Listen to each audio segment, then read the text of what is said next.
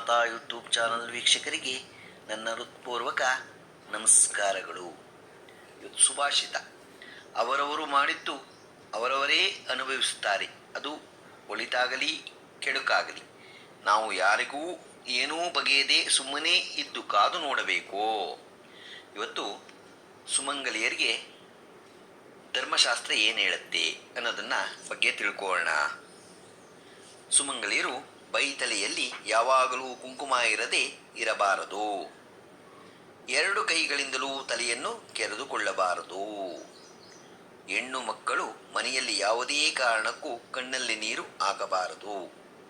ಮನೆಗೆ ಬಂದ ಹೆಂಗಸರಿಗೆ ಅರಿಶಿನ ಕುಂಕುಮ ತಾಂಬೂಲಗಳನ್ನು ಕೊಟ್ಟು ಕಳಿಸದೇ ಇರಬಾರದು. ಗರ್ಭಿಣಿ ಸ್ತ್ರೀಯರು ತೆಂಗಿನಕಾಯಿ ಮತ್ತು ಕುಂಬಳಕಾಯಿ ಒಡೆಯಕೂಡದು ಮತ್ತು ಒಡೆಯುವ ಜಾಗದಲ್ಲೂ ಇರಕೂಡದು.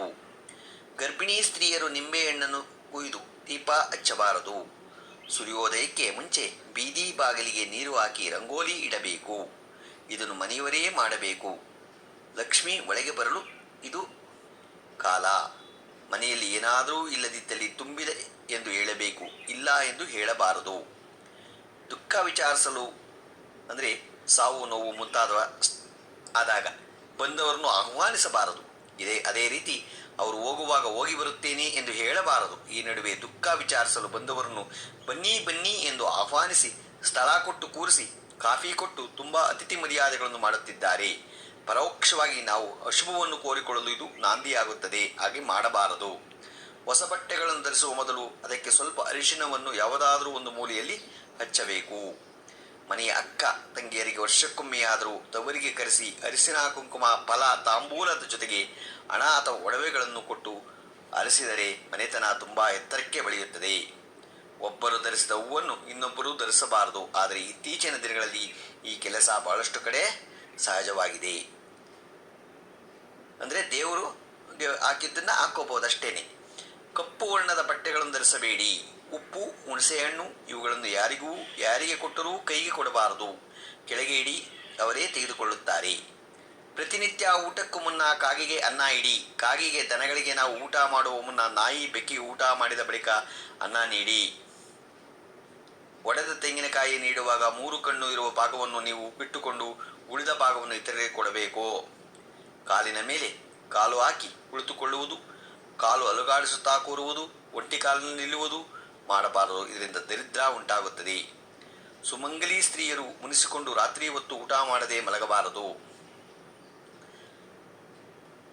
ಗೊತ್ತಾಯ್ತಾ? ಅದರಿಂದ ಪೀಡೆ ಆಗತ್ತೆ. ಮುನಿಸಿಕೊಂಡು ರಾತ್ರಿ ಹೊತ್ತು ಊಟ ಮಲಗಬಾರದು. ಹೂಗಳನ್ನು ಬಾಗಿಲ ಬಳಿ ಮಾರಾಟ ಮಾಡಲು ಬಂದಾಗ ಬೇಡ ಎನ್ನಬಾರದು. ಅದಕ್ಕೆ ಬದಲಾಗಿ ನಾಳೆ ತೆಗೆದುಕೊಳ್ಳುತ್ತೇನೆ ಎಂದು ಹೇಳಬೇಕು. ಯಾವಾಗಲೂ ನಮ್ಮ ಬಾಯಲ್ಲಿ ಪೀಡೆ, ದರಿದ್ರ, ಶನಿ, ಕಷ್ಟ ಎಂಬ ಪದಗಳನ್ನು ಜಾಸ್ತಿ ಉಪಯೋಗಿಸಬಾರದು. ಮನೆಯಲ್ಲಿ ಧೂಳು, ಕಸ, ಕೇಡರ ಬಲೆ ಕಟ್ಟುವುದು ದರಿದ್ರ. 10 ಅಥವಾ 12 ದಿನಗಳಿಗೆ ಒಮ್ಮೆ ಮಂಗಳವಾರ, ಶುಕ್ರವಾರ ಬಿಟ್ಟು ಬೇರೆ ದಿನಗಳ ಧೂಳು ಗೂಡುಗಳನ್ನು ಸ್ವಚ್ಛಗೊಳಿಸಬೇಕು. ಶ್ರಾದ್ದ ಮಾಡುವ ದಿನದಂದು ಮನೆಯ ಮುಂದೆ ರಂಗೋಲಿ ಹಾಕಬಾರದು. ಒಳ್ಳೆಯ ಕೆಲಸಗಳನ್ನು ಶುಕ್ಲ ಪಕ್ಷದಿಂದ ಅಂದರೆ ಅಮಾವಾಸ್ಯೆಯಿಂದ ಹುಣ್ಣಿಮೆಯ ತನಕ ಮಾಡಬೇಕು. ಮಹಿಳೆಯರು ಈಚೆಯಾದಾಗ ಮುಟ್ಟಾದಾಗ ಹೂವನ್ನು ಮುಡಿಯಬಾರದು, ಇಟ್ಟುಕೊಳ್ಳಬಾರದು. ಮಹಿಳೆಯರು ಯಾವಾಗಲೂ ಕೂದಲು ಬಿಟ್ಟುಕೊಂಡು ಇರಬಾರದು. ಇದು ಜ್ಯೇಷ್ಠಾದೇವಿ ಸ್ವರೂಪ. ಮನೆಯಲ್ಲಿ ಮಂಗಳ ಕಾರ್ಯಗಳು ನಡೆಯಲು ಇದು ವಿಘ್ನ ಆಗತ್ತೆ. ಇದು ತಿಳ್ಕೊಳ್ಳೋರಿಗೆ ಮಾತ್ರ, ಬೇರೆಯವರಿಗೆ ಅಲ್ಲ. ಗೊತ್ತಾಯ್ತಾ? ಇದು ಇವತ್ತು ದಿನ ಪಂಚಾಂಗವನ್ನು ತಿಳ್ಕೊಳ್ಳೋಣ. ದಿನಾಂಕ 23/5/2024 ಗುರುವಾರ, ಶ್ರೀ ಕ್ರೋಧಿನಾಮ ಸಂವತ್ಸರ, ಉತ್ತರಾಯಣ, ವಸಂತ ಋತು, ವೈಶಾಖ ಮಾಸ, ಶುಕ್ಲ ಪಕ್ಷ, ತಿಥಿ ಪೌರ್ಣಮಿ, ಸಾಯಂಕಾಲ 6:20, ನಕ್ಷತ್ರ ವಿಶಾಖ, ಬೆಳಗ್ಗೆ 8:37, ಮಳೆ ಕೃತಿಕ 4ನೇ ಪಾದ, ರಾಹುಕಾಲ 1:55ರಿಂದ 3:31, ಗುಳಿಕ ಕಾಲ 9:08ರಿಂದ 10:44, ಯಮಗಂಡ ಕಾಲ 5:57ರಿಂದ 7:32. ಇವತ್ತು ಯಾರು ಹುಟ್ಟುಹಬ್ಬ ಆಚರಿಸ್ಕೊತಿದ್ರು, ಮದುವೆಯಾದ ದಂಪತಿಗಳು ವಾರ್ಷಿಕೋತ್ಸವ ಆಚರಿಸ್ಕೊಂಡಿರೋರಿಗೆ ನಮ್ಮ ಹೆಬ್ಬಳಲು ಶ್ರೀ ಚಕ್ರಮಾತಾ ಯೂಟ್ಯೂಬ್ ಚಾನಲ್ ಕಡೆಯಿಂದ ಶುಭ ಕಾಮನೆಗಳನ್ನು ತಿಳಿಸ್ತೀವಿ. ದೇವರು ಅವರಿಗೆ ಆಯಸ್ಸು, ಆರೋಗ್ಯ, ಐಶ್ವರ್ಯ ಎಲ್ಲ ಕೊಟ್ಟು ಕಾಪಾಡಲಿ ಅಂತ ನಾನು ಕೇಳ್ಕೊತೀನಿ. ನಮ್ಮ ಹೆಬ್ಬಳಲು ಶ್ರೀ ಚಕ್ರಮಾತಾ ಯೂಟ್ಯೂಬ್ ಚಾನಲ್ ಯಾರು ಸಬ್ಸ್ಕ್ರೈಬ್ ಆಗಿಲ್ಲ, ದಯಮಾಡಿ ಸಬ್ಸ್ಕ್ರೈಬ್ ಆಗಿ, ಲೈಕ್ ಕೊಡಿ, ಇದು ನಿಮ್ಮದೇ ಚಾನಲ್ ಆಗಿರೋದ್ರಿಂದ ನಮ್ಮ ಲಿಂಕನ್ನು ಬೇರೆ ಗ್ರೂಪ್ಗಳಿಗೆ ಫಾರ್ವರ್ಡ್ ಮಾಡಿ. ನಮಸ್ಕಾರಗಳು, ನಮಸ್ಕಾರಗಳು, ನಮಸ್ಕಾರಗಳು.